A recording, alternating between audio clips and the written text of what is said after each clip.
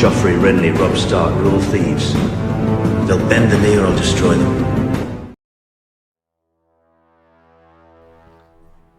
Pierce wandered the halls of Grand Gate, much on his mind. He had never been destined for anything great, as other men had. He was not born with a title, or even a surname. Merely the name of his grandfather had been given to him. Pierce had been born a farmer's son, one of many others, a peasant's name for a peasant's life. He had lived an eventful life for what was to be a life of dullness and plain thoughts. The times when farmers in the Riverlands could live such lives had passed. His great-grandsire had fought against the Black Dragon, with Pierce's father often telling him the stories of how his family had fought in every war that Westeros knew, and that though small, they had played some pivotal part in each of them. The older Pierce had got, the less of it he believed. Then again, what child would want to hear of how their family had been relegated to unimportance, and that none of their names would be remembered? Children would much rather hear the stories of how their forebears saw dragons dancing, endless winters, and the battle of great armies on burning fields. For his father, they had all been stories. Men of the Storm and men of the Reach fought in islands against pirates, but his father had lived happily off the fields of men. But for Piers, he never expected to be involved in these stories, let alone how many of these stories he would experience. First came the Stag's Rebellion, with Piers being an exception to the rule. He did not fight against the king like most did. Rather, living in the lands of Darry, he would join the fight for the king. Piers fought in the armies of House Darry and later the armies of the Last Dragon, seeing the death of the dragons with his own eyes. Defeated, he and the other surviving soldiers returned to their village, only to find it destroyed at the hand of Hoster Tully, the newly crowned kingfish. With nowhere else to turn, they turned to banditry. Hoster Tully was not a forgiving man, and there was no iron throne that they could turn to. Only the whims of a man that despised anyone that had ever dared to oppose him. Travelling through the Trident, they gathered more and more men that were displeased with the ruleship of the Tullys and desired their own advancement. Piers grew as a leader and a warrior, but his targets soon evolved, with others started striking against the Kingfish. First came the Lions of the West and the Krakens of Iron. Pierce's band of merry men struck against them when they could, but also found their list of enemies growing and growing, living off the land and never having a proper sense of safety. With the growing discontent amongst the Riverlords and the news of rebellion, they had found a lord that stayed away from this entire madness. The tyrant Tully was dead, and they had found themselves a new lord with the Grands. Now Piers was a knight, as in all the stories. He had fought lions and krakens. He would not tell his children of the fictional exploits of his grandsire, but rather his own. Hello everyone, and welcome back to the Citadel with me, Grand Maester Stitch, and the return of the House of Grand, where we managed to yet again expand our realm in the last episode. You can see now that we have a big chunk of this Pink Maiden High Lordship, probably around the 50% that we need. I'm not too sure. I might take this last corner to make sure that we have most of the power before we do attack House Piper, but we need to let things settle. We need to make sure we've got our manpower recovered to the max before we do try and overthrow our Lord. We want to get a few things in line before that. We've got a couple of custom characters that we need to introduce as well for you guys, and there's a few things I want to do with the kids. We've got the links to sort out in Woolwood, so there's plenty to sort out before we start looking to expand again. So in our court we will go through those custom characters as well as the custom characters that were in here before. I have gone through and changed them all into this nice House Grand armor, not for any reason other than I thought it looked cool, but let's have a look for these characters. We've still got Pierce and Ingram, who will get custom houses once they are landed. Both of two of our loyal knights who are now wearing that nice House Grand armor.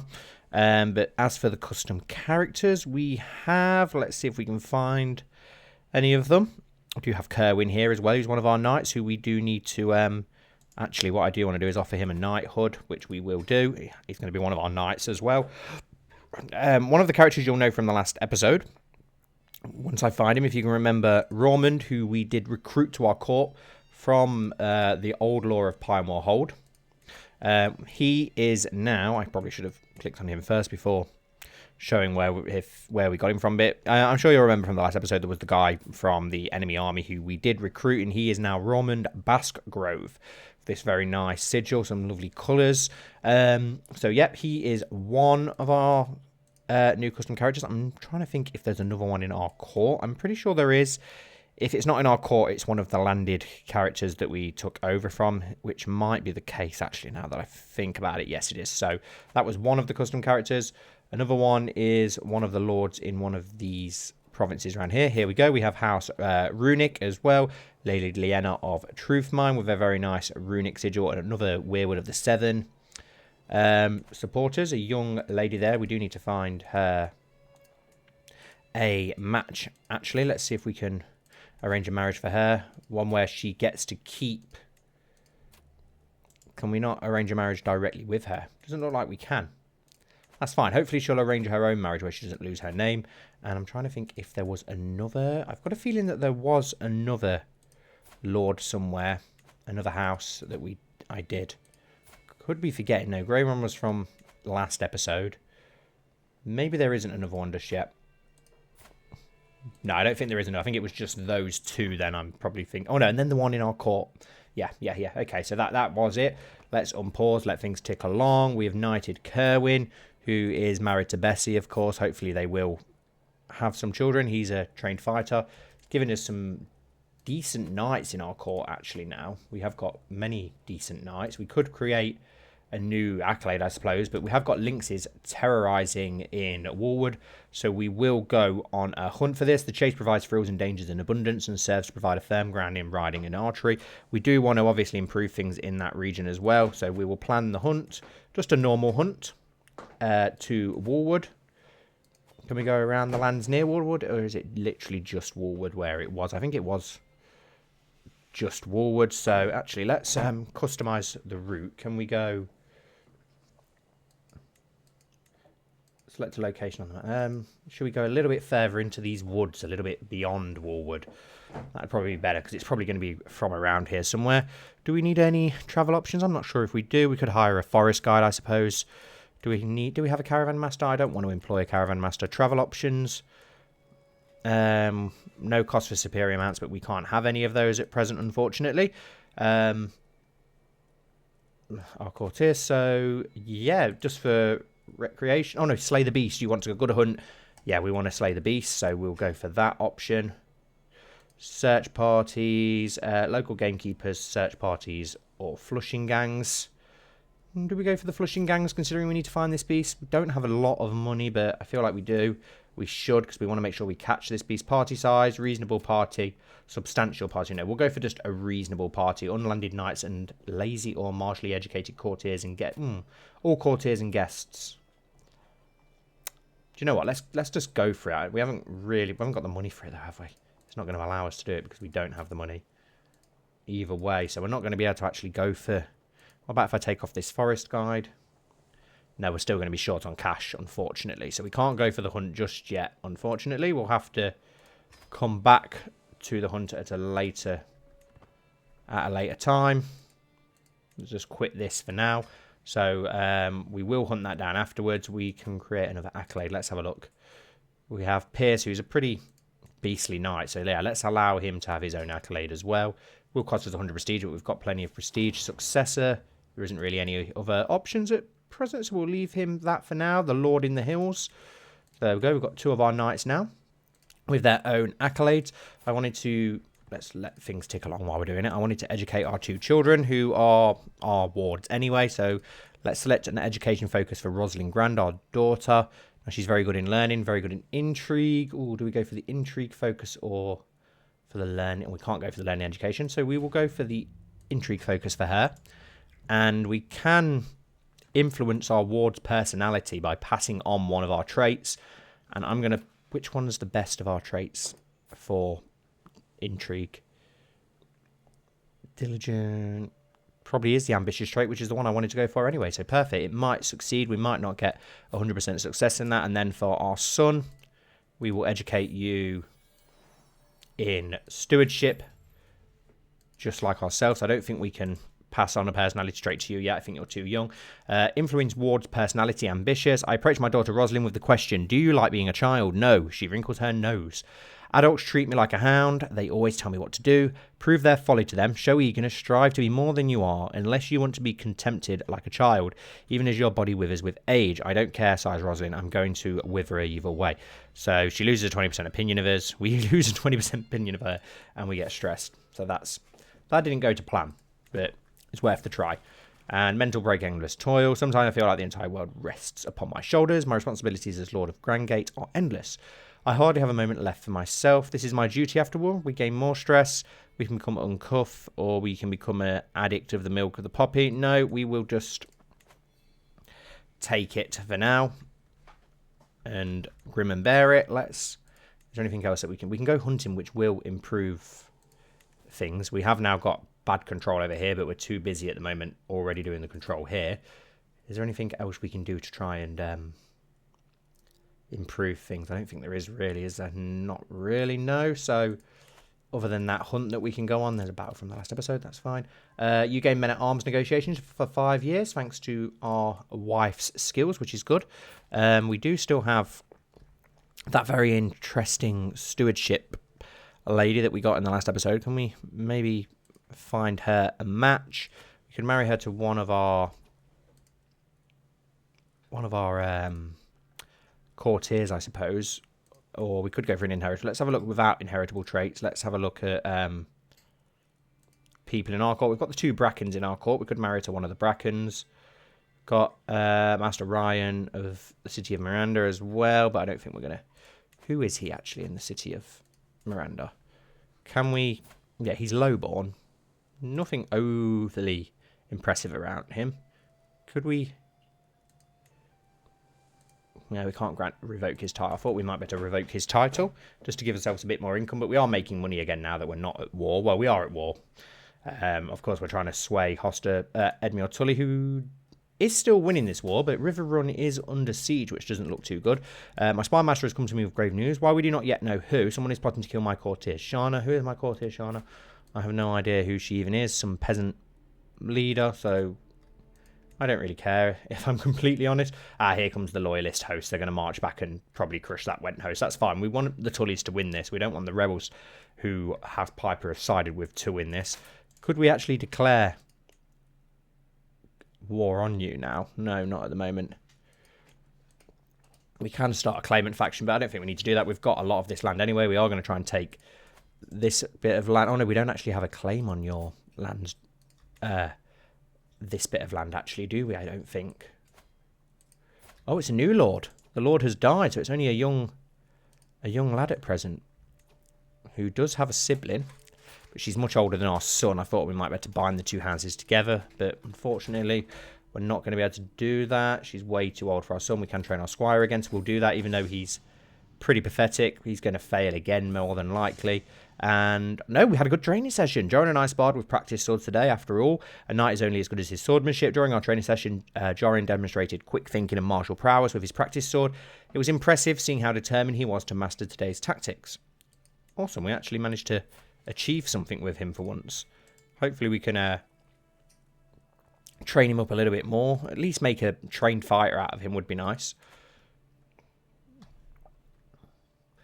Right, we've got 36 gold now. Have we got enough to now take care of this hunt? We need 30 to start. No, I still don't think we're going to have enough, are we? So we're going to have to wait a little bit longer until we just get a little bit more gold in the pot. But it will let our troops replenish, which they are doing at present. We might have more manpower, or very close to the amount of manpower if House Piper, once we do fully replenish. Simple pastures constructed in Wishere. Nice.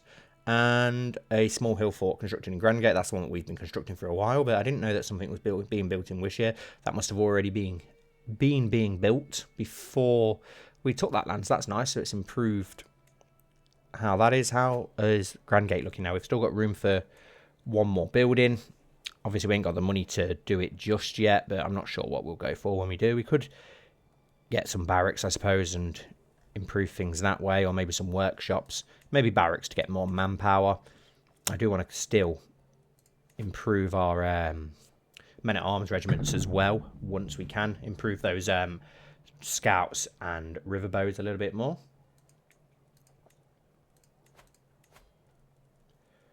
Suppose we could, where are you? You're currently improving religious relations. I don't think we really need to do that. We could go and fabricate a claim, or we could convert the faith to our faith in these counties, which probably wouldn't take that long. It's quite, 29 years. Wow. It would actually take a long time.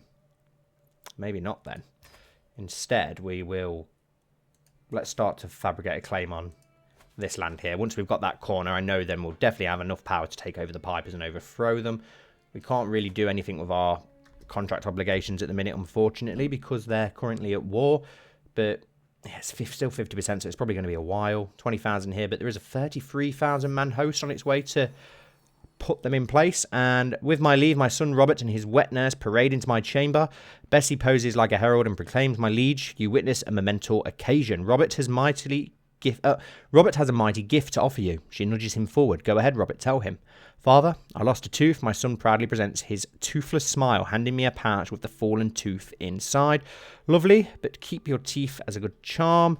You gain 30% stress because you're ambitious. Here, a gift befits a gift.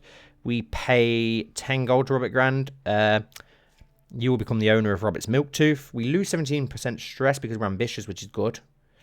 It is going to mean that we're going to have to wait a little bit longer compared to go on that hunt, but we are going to be able to bring our stress down and improve our relationship with our son, so it's not the worst, is it really, to be honest? We can demand payment from your son and heir, Robert Grand. What for? Robert does not have enough gold to pay. That would be a little bit harsh, just to demand payment from him. No, we're not going to be that. I know we're greedy, but that just seems a little bit too extreme. And River King Edmure is not swayed. That's fine. We swayed him last time. Hopefully next time we'll get a sway on him. And all the Riverlands are being raided at the moment from the Ironborn. It's about time the Ironborn started doing something. I was wondering how long it'd be before Balon started going out and raiding the Riverlands in the west or the north or wherever. He's taken his time to do so. We do want the chaos to start taking place throughout the realm. And Lord Lyman, Illfield left the Liberty War. Not really anyone of importance to us, so that's fine. No one really in this war is of importance to us, if I'm honest. We want to make sure Edmure wins, that's about it, really, and it looks like he is going to.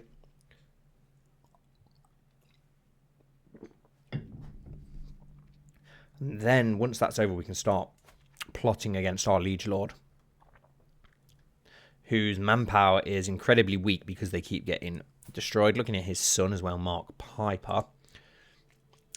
30. Maybe we could, if we win this war, get him to marry our daughter, keeping the Pipers in line underneath us. Probably would be a decent power move there. Probably ain't going to take long to get this under control. Right, 40 gold. Is that going to be enough to get this hunt underway? Right, plan hunt. Yep, just a normal hunt. We'll go there, passing... Hang on, customize route. Make sure that we do stop in this area. Okay, travel options. If we don't have to pay any, then I won't. No, we want to slay the beast. And we do actually have enough for this, as it is, which is good. Let's have a look. Can we afford to bring more attendants? We might be able to, actually. Yes, we can. We can't increase the party size. Maybe if we don't go for the flushing gangs then, so that we can bring our knights instead. And we have 2 gold left over, so we can hire a forest guide, which I think we're going to need for the forest, so perfect. And yes, we'll start the hunt. Torrance will be recruited to travel with the entourage. Who are you, Torrance? Wow, formidable fighter, forest fight. Is he going to be recruited to stay with us permanently? Because I want to keep him permanently. This guy is... Oh, he's a Craven. A formidable fighting Craven. How is that even possible? I will be hosting a hunt in Buried Light, and time has come for us to depart at a last chance to pursue my passion and practice my skills. Our quarry will be ferocious, sure to entice daredevils to the party. I can't wait. We can appoint a worthy successor. Oh. A worthy successor to this. Who is it? Torrance. Yep. Well, considering that we're going to be keeping him around by the looks of it. Awesome. As we await the arrival of the rest of the guests, my servants can get started on the preparations. The gamekeepers check the woodlands each day for signs of quarry, while establishing a camp closer to the hunting grounds. Those lynxes are close. I can feel it soon. Who have we got with us? Armistead Strider, Amos, who's our Master at Coin, I believe, and Jorin, our Squire. So I was hoping we'd have some of our better knights with us, if I'm honest, not going to lie. And our control in this area is awful. What's our control looking like in Warwood now? It'd be interesting to know. My hunt is about to begin, and I am yet to name a master of the hunt. I could, of course, take on such responsibilities myself, but every good lord should know when to delegate. By far the most qualified man for the job is Beslan, and he seems eager to prove himself. Who is Beslan? Oh, Beslan Pate, okay. However, my best friend Armistead would make a suitable and dependable candidate, as I could ask for my Chancellor, Master Ryan, seems ardently set on the position, though he is not quite as apt as Beslan, but I am not forced to appoint anyone after all. Well, if Beslan's the best man for the job, then he's the best man for the job, isn't he? You appointed Beslan as our Master of the Hunt. For now, hopefully it's not going to cost us too much. Beslan, your Master of the Hunt, summons the party to gather as the light reaches the camp in the forest near Buried Light. My men have been gathering sightings of the lynx that is terrorising the local area. There should be enough of us to find and corner the beast without too much trouble. The group is a nuisance, scavenging from farms and retreating deep in... The group is a nuisance, sorry. Scavenging from farms and retreating deep into the forest. Let's see if the rumours were true. Let's get out there and slay the beast.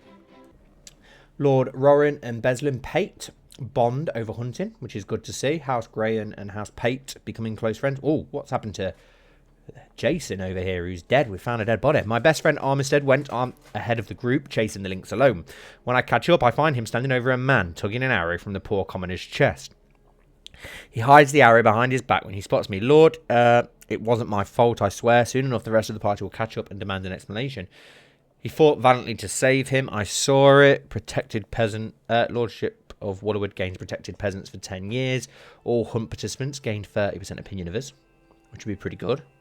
Quickly help me hide the body. I don't really want to go for that. You must answer for this, Army said. Too bad the beast got you too. We kill him. No, he fought valiantly, and hopefully with that 59% chance we'll get that option. And everyone believes him. Perfect. Lordship of Warwood gained protected peasants for 10 years. All hunt participants gained 30% opinion of Armistead Strider. Perfect. Lord Jason Bracken and Lord Rowan bonded over hunting. My party and I stalk through a copse, eyes peeled for any sign of a lynx. From the canopy above, a soft twittering spills forth, growing louder as we advance. It is a nestling screeching for its mother. An agile huntsman brings down a fluffy ace, an unfledged raptor chick from the poplar. What luck! Only young birds caught in the wild can be properly trained to hunt. Have it taken back to my muse. Here, Jonas, a gift. Jonas Bracken, or put it back. No, we'll have it for ourselves because we're going to get stressed if we give it away because we're greedy. So we're going to have our own hunting bird, which is awesome. That's what you want as a hunter. We found some tracks. My knight, Beslan, spots the lynx watching us from afar, its body taut, ready to run. The flightly beast is a sight to behold. The horses grow skittish as they each spot its spotted coat amongst the dense undergrowth. Without warning, it charges away in a flash of spotted fur, disappearing behind a rise. After it rewind, steady, mind the brook. This way we head it off. You will attempt to ambush the lynx, or we'll attempt to corner it. This method is more perilous. Success chance increases though, so we will go for that. See if we can bring it down. And I've just realised our domain focus that we had going on is almost finished, which is good. Lord Geridus and Amos bond over hunting. The forest truly is the mantle of the poor, but as the lynx flees in panic from foraging peasants, I feel my patience wearing thin. Surely there must be better things to do in Buried Light today than picking roots and mushrooms. Drive this rabble out of my hunting grounds. A generous donation should keep them away long enough. These are their ancient rights, I suppose. Success chance decreases slightly, or do we drive the rebels out? The rabble out. It increases our success chance, but it is going to upset the peasants, and in an area where they're already not too happy. But we need to take down this lynx to save the peasants. So out the way, rabble. We've got to bring down the beast. After hours of riding, we are finally cornering the wily beast. Our chase has not been in vain. Whether tired or defiant, the lynx at last halts, turns towards us, and lets out an almighty scream. The huntsmen quickly surround the growling animal, which glowers at me, its bared fangs frothing and dripping with saliva. I will shoot it. I will bring it down myself.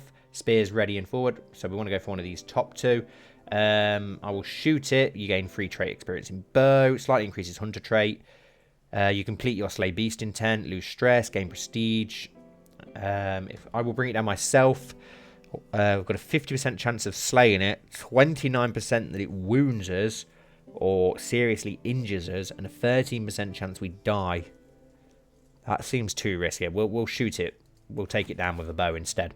You completed your slay beast intent. You lost 36% stress. I take aim as the party keep the exhausted animal in place. Exhale and loose. The arrow strikes true straight into the beast's heart. That's how you do it. Perfect. We're no longer overwhelmed with stress, so that worked perfect. We have slayed the beast that is killing our peasantry as well. We've managed to hopefully make everyone happy. We've gained some decent things as well. We get some lynx fangs. Interesting. Hunts like these are pure joy. I cannot wait for the next year. There is nothing quite like the thrill of bringing down a mighty beast. Beslan, the master of the hunt, directs the breaking up, carefully skinning the carcass with direction from the game masters. We place the eager dog's share of the spoils on the stretched hide before departing for camp and home. I'll keep momentum. My daughter Rosalind will appreciate this trophy. We keep it ourselves. We become the owner of Lynx Fangs. What do we get? Anything else from it? Not really. We can just give it to our daughter. It doesn't really change the outcome that much, so we'll give it to our daughter instead. You lost Lynx Fangs to Rosalind. Hunts like these are a pure joy. I cannot wait for next year. We'll return home from the Lynx's hunt, finish the hunt, and we've gained the more traits in the hunter perk. Loads of our bannermen seem to get along pretty well from it as well, so yeah, it couldn't have gone better. Gone perfect. What do we have here that we want to do? I don't think there's anything there, is it? No, it's just trying to get us to take money from our son, which we won't do. A duel demanded. An imposing man is standing on the road ahead of us. I am Joseph of Float River. I have bested dozens of men in combat, and honestly, all those fights were dull. So here I am, on this road, looking for someone better than me, someone I can learn from. If you can beat me in combat, I will become a valuable and loyal servant. And so on this day, I demand to meet one of you in a fair fight. Let's have a look at him. He's a strong, trained fighter, dutiful commander, aggressive attacker, just, craven, and ruthless. He doesn't seem that craven to me. I have no interest in either you or a fair fight. You might be less valuable after I win. We can fight him ourselves. Possible outcome. You gain 75 prestige, and Joseph is recruited. 22% chance. They lose 20% opinion of us if we lose. Let's let our knight Ingram fight him. And Joseph gained the trait wounded. Ingram has won. At long last, I'm finally home. There is nothing better than arriving back in Grandgate after a long journey. I look forward to resting for some time, but the call of the road beckons ever onward. My entourage reports that we have journeyed for 61 days and traversed 7 baronies. Awesome. Has that guy actually joined our court then? Well, we've got an extra court here, so he must have done. That's the potential for yet another custom character. Here he is. Yes, Joseph. He has joined our court. Let's find him a bride. Inheritable traits. How old is he? He is 44. Probably going to have to slow down on the courtiers. You pick up a lot of courtiers on CK3. Which we have got to be careful of. Oh, I was going to go for her, but she's Ironborn, so that's a no. That's our courtier. We'll probably get her a better marriage. There must be a Riverlander in here somewhere. Another Riverlander. What, too young? Not really. There's not many options. Got a Reach woman here. She'll do. Send a proposal. And we can unlock a new stewardship perk. Perfect. Let's have a look what we've got. Vassal tax contribution plus 10. Monthly income while at war plus 10%. And extort subjects decision. Let's go for the Herrigild so we can bring it in more wealth through tax, and 3 Ironborn houses now raiding the Riverlands. Looks like the Tullys have almost won their war. They're now at 87%. Florist reports for our court. Perfect. I don't think there's anything else that we can do. The Lord in the Hills needs a worthy successor. I thought it had one. What happened to that guy? Did he only stay with us for the hunt? That's a shame. He was Very, very impressive. I was hoping that he'd stay about, but it doesn't look like he has, unfortunately. Never mind.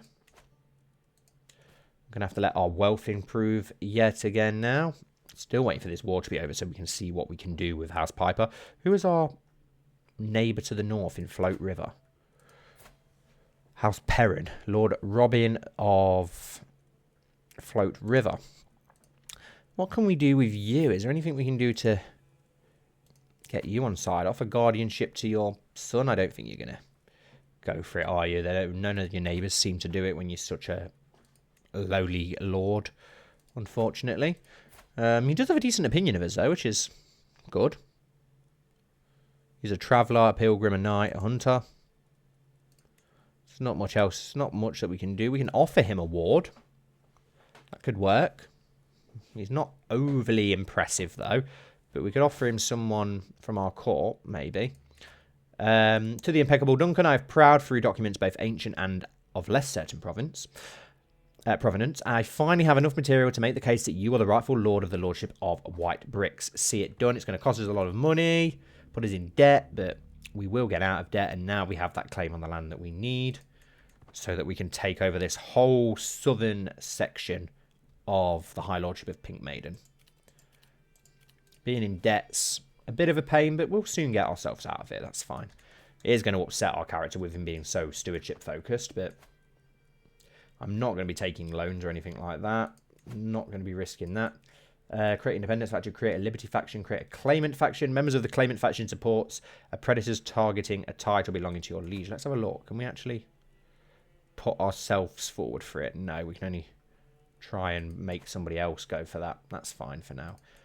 We're not going to need it, I don't think, anyway. We're going to be able to take it just through sheer force. We can improve our crown authority, which title can be revoked, vassals can be retracted.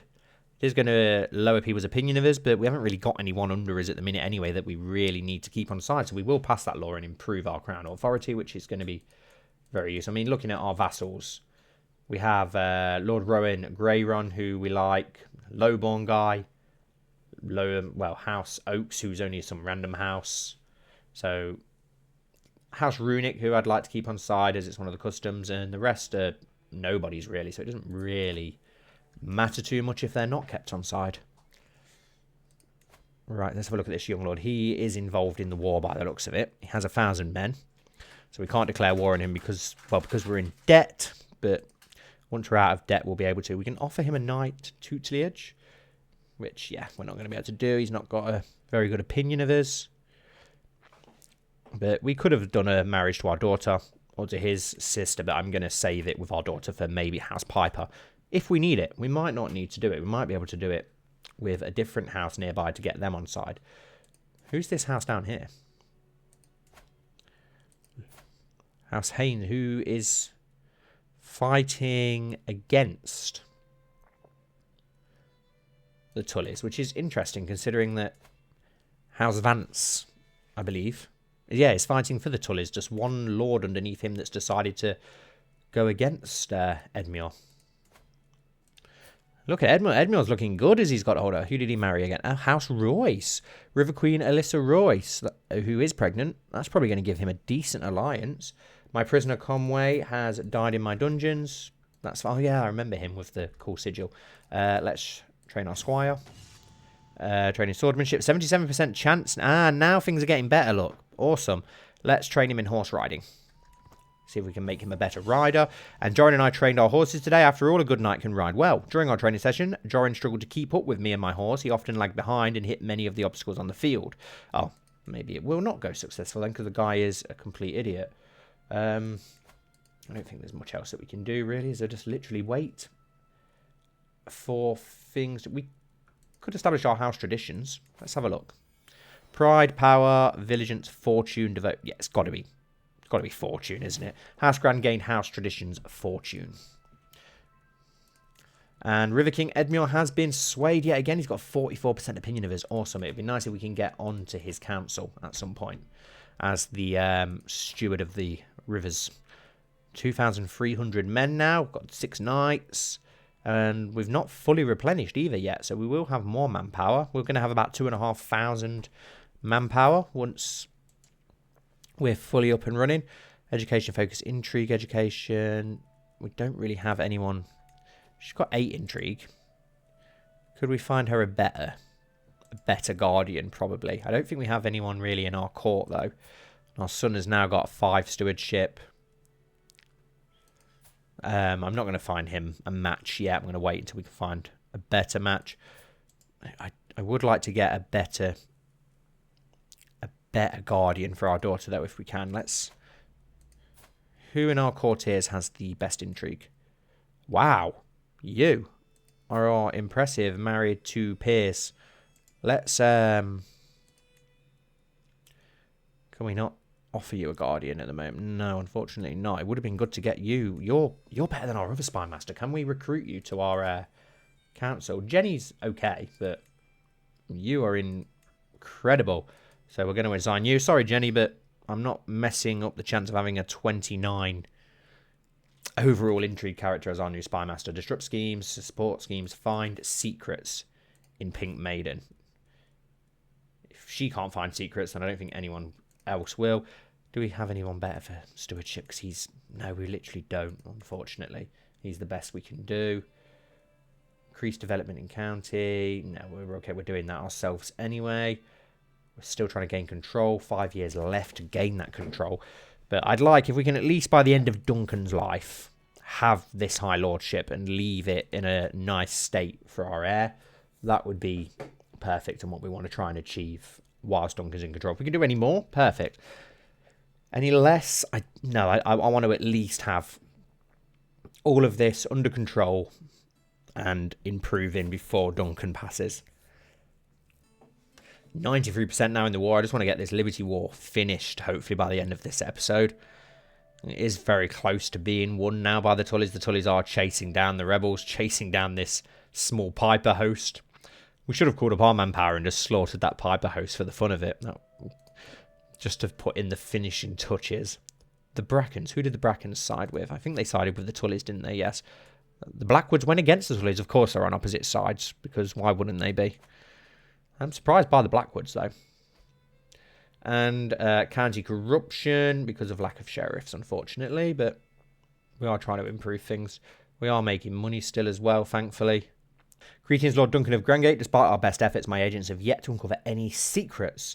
Very well, you know best. She thinks that there's nothing there that she's going to be able to do, so we'll let her return back to court for now, unfortunately. But our lands are looking pretty good now. I've not actually looked up in our new lands yet of Wishir, which is here. We've got some small hills, a bit more small streams, of course, as we're in the Riverlands, a little bit of woodland, more woodland up here. Yeah, nothing too impressive, but at least we've got pretty good defences from the north. But as I said in the last episode, this area here is what I really want to take under our control at some point. Because I don't want to just go in the Riverlands. If we can, as I said at the beginning of the series, if we can take a bit from this land, a bit from the Reach, and make a new type of kingdom right in the Midlands here, in the middle of Westeros, it would be really interesting. And the war is finally over. We won the war led by River King Edmure of the Trident against Lord Walter of Harrenhal. River King Edmure imprisons every rebellious vassal and gains the title Revocation Reason against each of them. The Liberty faction is disbanded. Its members cannot join factions for 10 years. And so, wow, that's a lot of captives, including our High Lord. So it will be interesting to see what happens there. Lord Clement is now sharing power because, he is currently imprisoned, which could be our chance to strike. Loses 50% opinion of his for trying to claim the title. You do not control at least 51% of counties. Oh, I thought that we did. Apparently we don't. I thought we would have had about. So yeah, we're going to have to take this land here, aren't we? And then we'll be able to do so. That's fine.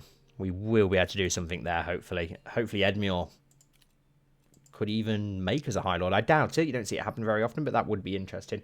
But we will end the episode here, guys. So thank you all very much for watching as always. Hope you've enjoyed. Please don't forget to leave a like, comment down below, and subscribe if you haven't already. And I'll see you all very soon for the next episode in our House Grand series.